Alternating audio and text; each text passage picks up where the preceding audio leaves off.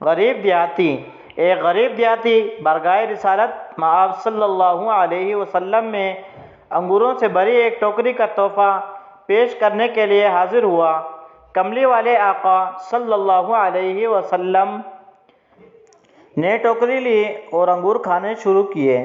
پہلا دانہ تناول فرمایا اور مسکرائے، اس کے بعد دوسرا دانہ کھایا اور پھر مسکرائے، اور وہ بیچارہ غریب دیہاتی آپ صلی اللہ علیہ وسلم کو مسکراتا دیکھ دیکھ کر خوشی سے نہال۔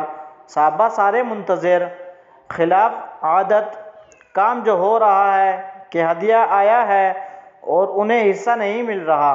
سرکار صلی اللہ علیہ وسلم انگوروں کا ایک ایک دانہ کر کے کھا رہے ہیں اور مسکراتے جا رہے ہیں۔ میرے ماں باپ آپ پر فدا ہوں۔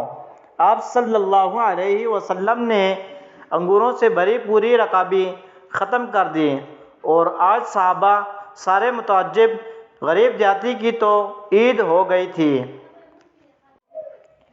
خوشی سے دیوانہ خالی ٹوکری لیے واپس چلا گیا۔ صحابہ نہ رہ سکے، ایک نے پوچھ ہی لیا، یا رسول اللہ صلی اللہ علیہ وسلم، آج تو آپ نے ہمیں شامل ہی نہیں فرمایا۔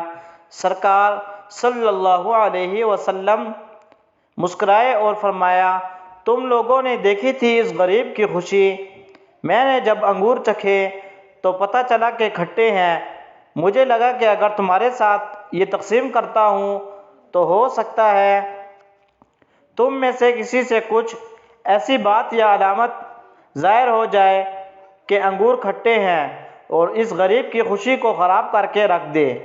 بے شک میرے اور آپ کے پیارے نبی صلی اللہ علیہ وسلم اخلاق کے بلند ترین درجے پر فائز ہیں۔